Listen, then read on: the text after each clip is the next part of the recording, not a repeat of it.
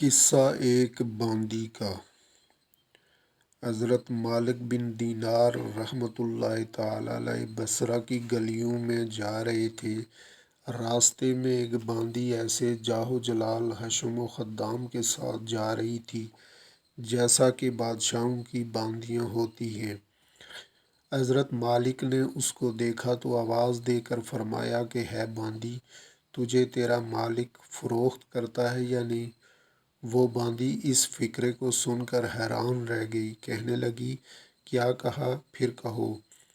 انہوں نے پھر ارشاد فرمایا، اس نے کہا اگر وہ فروخت بھی کرے تو تجھ جیسا فقیر خرید نہیں سکتا۔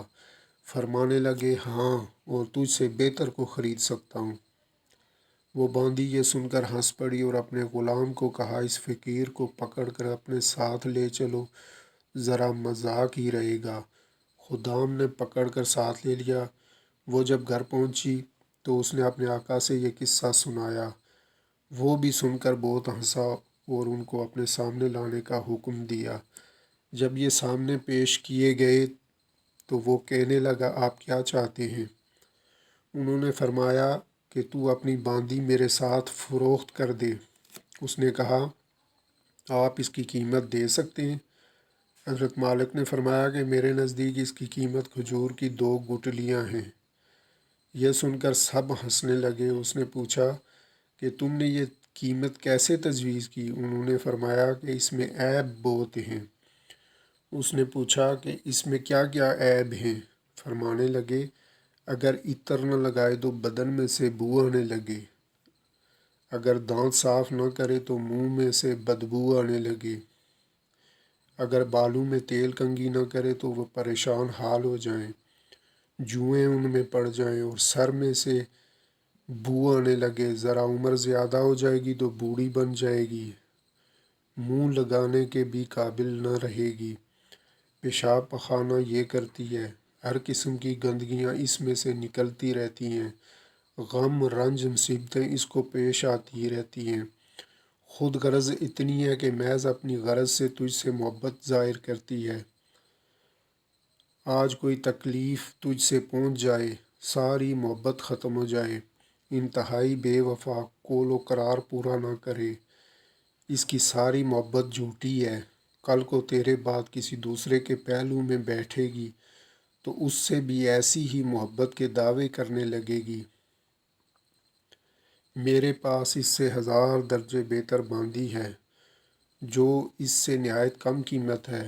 وہ کافور کے جوہر سے بنی ہوئی ہے، مشک اور زعفران کی ملاوٹ سے پیدا کی گئی ہے، اس پر موتی اور نور لپیٹا گیا ہے، اگر کھارے پانی میں اس کا آب دہن ڈال دیا جائے تو شہد بن جائے، اور مردے سے اگر وہ بات کرے تو وہ زندہ ہو جائے، اگر اس کی کلائی آفتاب کے سامنے کر دی جائے تو آفتاب بے نور ہو جائے، گہنا جائے، اگر وہ اندھیرے میں آ جائے تو سارا گھر روشن ہو جائے، چمک جائے، اگر وہ دنیا میں اپنی زیب و زینت کے ساتھ آ جائے تو سارا جہان منور ہو جائے، چمک جائے۔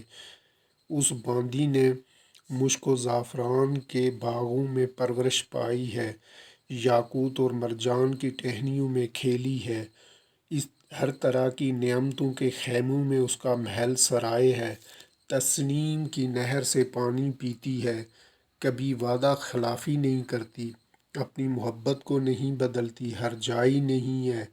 اب تم ہی بتاؤ کہ قیمت خرچ کرنے کے اعتبار سے کون سی باندی زیادہ موزوں ہے؟ سب نے کہا کہ وہی باندی جس کی آپ نے خبر دی۔ آپ نے فرمایا کہ اس باندی کی قیمت ہر وقت، ہر زمانے میں، ہر شخص کے پاس موجود ہے۔ لوگوں نے پوچھا کہ اس کی کیا قیمت ہے؟ آپ نے فرمایا اتنی بڑی اہم اور عالی شان چیز کے خریدنے کے لیے بہت معمولی قیمت ادا کرنی پڑتی ہے، اور وہ یہ ہے کہ رات کا تھوڑا سا وقت فارغ کر کے اللہ جل شانہ کے لیے کم از کم 2 رکعت تہجد کی پڑھ لی جائے، اور جب تم کھانا کھانے لگو تو کسی غریب محتاج کو بھی یاد کر لو،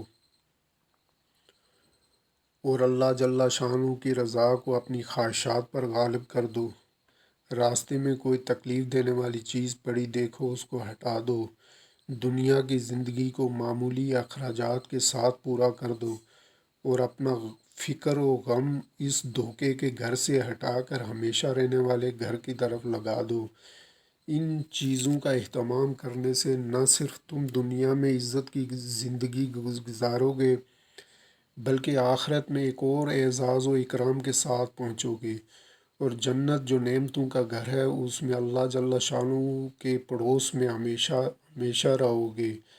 اس باندی کے آقا نے باندی سے خطاب کر کے پوچھا کہ تو نے شیخ کی باتیں سن لی ہیں، یہ باتیں سچ ہیں یا نہیں؟ باندی نے کہا بالکل سچ ہے۔ شیخ نے بڑی نصیحت اور خیرخواہی اور بھلائی کی بات بتائی ہے۔ آقا نے کہا کہ اچھا تو اب آزاد ہے، اور اتنا اتنا سامان تیری نظر ہے، اور اپنے غلاموں سے کہا کہ تم بھی سب آزاد ہو، اور میرے مال میں سے اتنا اتنا مال تمہاری نظر ہے، اور میرا جتنا مال ہے میں سب اللہ کی راہ میں صدقہ کرتا ہوں۔ اور گھر کے دروازے پر ایک موٹے سے کپڑے کا پردہ پڑا ہوا تھا، اس کو اتار کر اپنے بدن پر لپیٹ لیا، اور اپنا سارا لباس فاخر اتار کر صدقہ کر دیا۔ اس باندی نے کہا کہ میرے آقا تمہارے بعد میرے لیے بھی یہ زندگی اب خوشگوار نہیں ہے، اور اس نے بھی ایک موٹا سا کپڑا پہن کر اپنا سارا زیب و زینت کا لباس اور اپنا سارا مال و متاع صدقہ کر کے آقا کے ساتھ ہی رہنے لگی، اور مالک بن دینار ان کو دعائیں دیتے ہوئے ان سے رخصت ہو گئے، اور وہ دونوں اس سارے عیش و عشرت کو طلاق دے کر اللہ کی عبادت میں مشغول ہو گئے، اور اسی حالت میں ان کا انتقال ہو گیا۔